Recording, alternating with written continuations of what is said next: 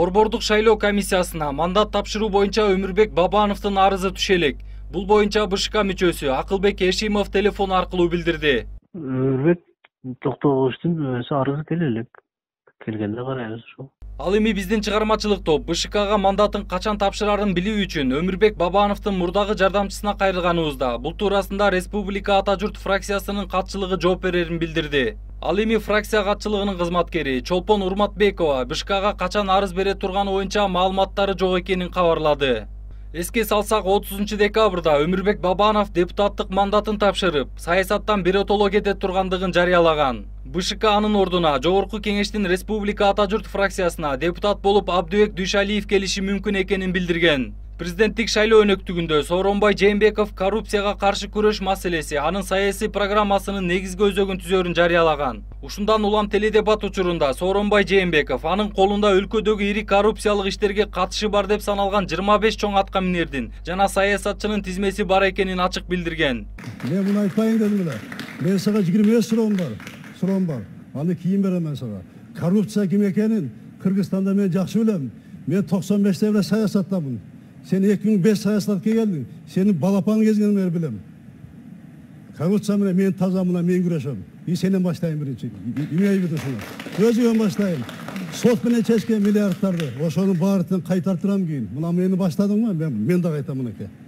Сен муну айтпасың керек болчу. Уялсың керек болчу. Сен мени билесиң. Кандай адам экен, таза экенимди. Мени ушерге чыгып ал жаманаттын келип атат. Ал сеники болбойт. Мага жукпайт. Мен Кудайдын астында таза кишимин. Сенде эмесмин мен. Мен миллиардер болду деп эмесмин. Өмүрбек, менин жакшы бол.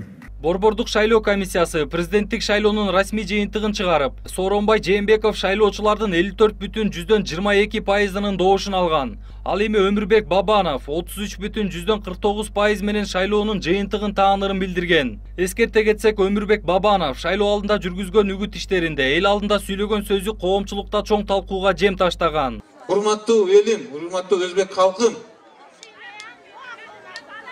чөгөлөп туруп жашаганча тике туруп өлгөн жакшы. Тике туруп өлгөн жакшы.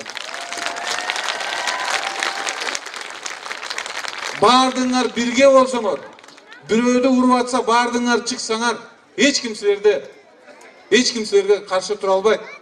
4 ноябрь күнү Жогорку Кеңештеги Республика Ата Журт фракциясынын лидери Өмүрбек Бабановго карата улуттар аралык кастыкты козутуу жана конституциялык түзүлүштү күчкө салып өзгөртүүгө эл алдында чакырык жасоо беренелеринин негизинде кылмыш иши козголгон. Тергөө иштерин жүргүзүү улуттук коопсуздук мамлекеттик кызматына жүктөлгөн. 2017 жылдын октябрь айындагы президенттик шайлоодон кийин Өмүрбек Бабанов өлкөдөн чыгып кеткен боюнча кайтып келе элек. Айрым маалыматтарга караганда анын Орусияда дарыланып жатканы айтылат. Жолдар Бузумов, Дастан Кадыркулов, Next TV күндүн темасы үчүн.